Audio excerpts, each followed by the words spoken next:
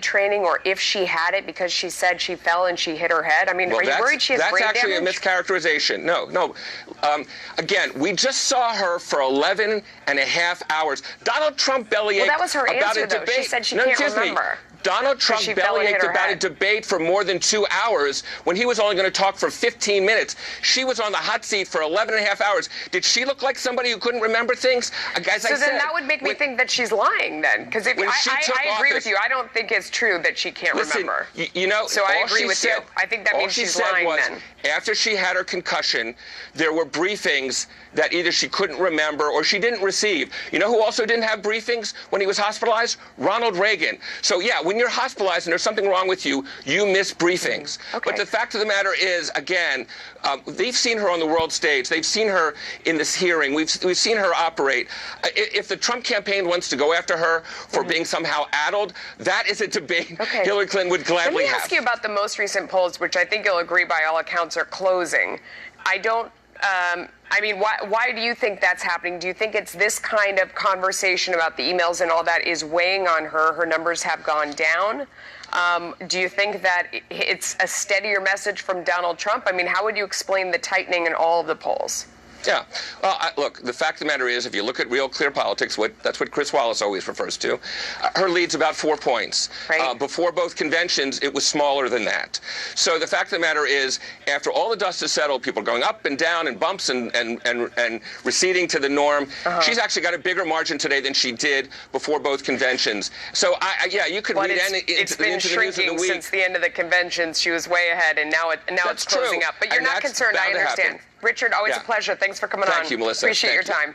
Sure. All right, so he closed the gap, but can he move ahead? GOP pollster Lee Carter is next to tell us how Donald Trump was able to tighten things up in the polls this week and what he needs to do to push those still undecided voters over the fence.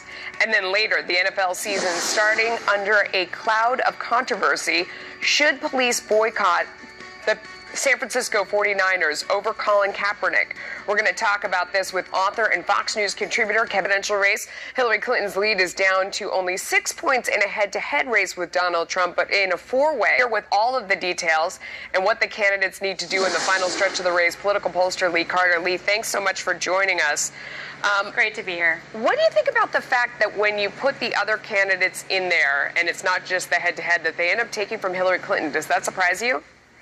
It's very surprising to me, especially because Gary Johnson is a libertarian. He's getting 9% of the votes. It's pulling away from Hillary Clinton, and you wouldn't expect that to happen. You would expect a libertarian to be pulling from Donald Trump, and that's just not the case.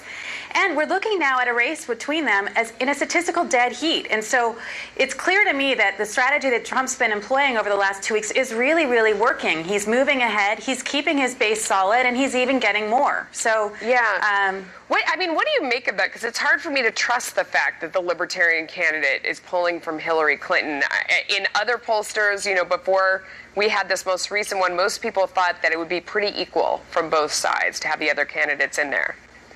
Yeah, I would have thought that it would have pulled equally on both sides as well. So this poll is surprising to me, although we are seeing that when you talk to a lot of the Bernie Sanders supporters, they like Gary Johnson's message. They like it's a very anti-government message. It's a very anti-establishment message. And I think that is pulling some of those folks that would have been going for Bernie Sanders. Yeah. And you would have expected them to be going to Hillary Clinton. But it does make sense if you really do think about it in some ways. But it is surprising. The other part of the poll that I thought was interesting was, are both Clinton and Trump terrible candidates? 44% of reality is when you're running for president, you go out on the stump, you do things that show how you want to lead the country, what you stand for. He went down to Mexico, accepted the invitation of the Mexican president. Sure, there are differences. Those are pretty well documented. And then he came back to the United States and gave, I think, probably the most detailed speech on immigration reform that we've heard in decades. Hillary Clinton, for her part, has been missing, totally absent, no press conferences, not talking about the new economic numbers, both on growth and jobs that are abysmal, and all she does when given the opportunity to speak publicly is criticize Donald Trump. So he's at least putting forward his agenda today in Detroit, doing something very important, bringing in African-American voters, and she's completely outside of that same type of process. Okay, let's bring it there and get his reaction.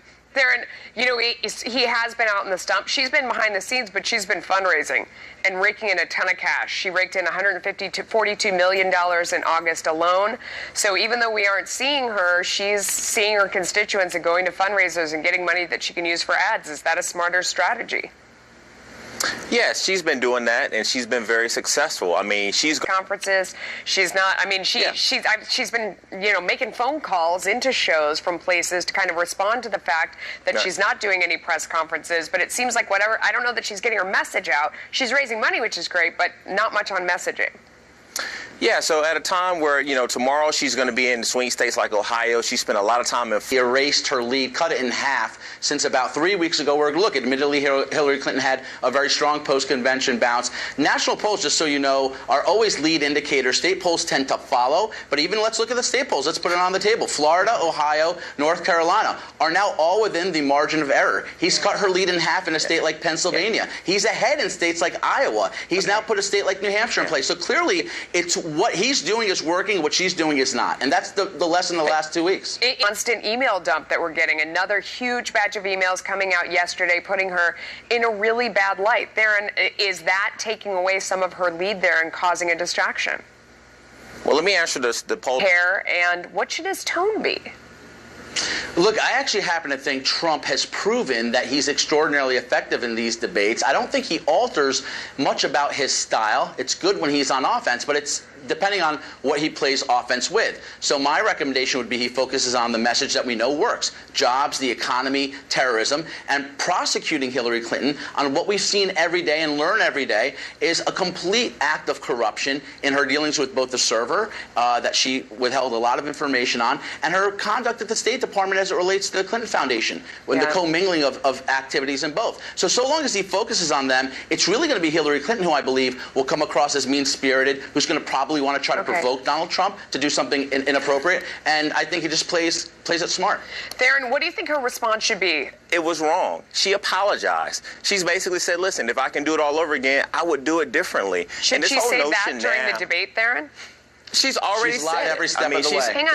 Go ahead, Theron. Tony, should she say that and apologize for it, or should because it makes her look defensive, but I don't know if how you address it in a debate setting. No, it's not going to make her look defensive. She's already said it. I know you guys know that, but what I think she's got to do is that she's got to say, listen, you know, there were some mistakes made, there were some emails that were exchanged, but at the end of the day, I'm the best person to lead this country. Let's not forget this. Well, I mean, they've $44 million over the past, whatever it was, 5 or 6 years in speeches. I mean, they fly privately. They've gotten $16 million from the government. I mean, we're talking about levels of privilege here on both sides that 99.99% of the population can't even relate to. So I don't know if that's a great point for her. Let me let Tony back in. Let me let Tony back in. Tony, if she is training, as we've heard, with the author, the ghostwriter of his book and other people to try and get under his skin and throw him off. Do you think that he should go out of his way to be impervious to that and just sort of hold on to very steady ground and not lose his temper? Or is that part of his charm? It's a great question, Melissa, because there is so much about Donald Trump being unorthodox that has led to his success as a presidential candidate. And in a year where we don't want a career politician like Hillary Clinton, who's done debates for 30-some-odd years, who's played the political game for that long, there is going to be a part of authenticity on his part that I think works to his benefit. My point is he should focus his remarks, his debating performance, on key areas where he has strength, like the economy and terrorism, and certainly attacking her on her corrupt conduct with the Clinton Foundation and the State Department, versus just chasing every single shot she takes. She knows that number one, she wants to run for valedictorian. She wants to prove that she's smarter than he is. Fine. On certain policies, she's been there for 30 years. Let's acknowledge that she's a very bright person. But she's also a very corrupt person, and she really wants to try to get him to be unqualified in how he reacts. We're out of time. I want to give Theron the final word. Go ahead. What's your advice?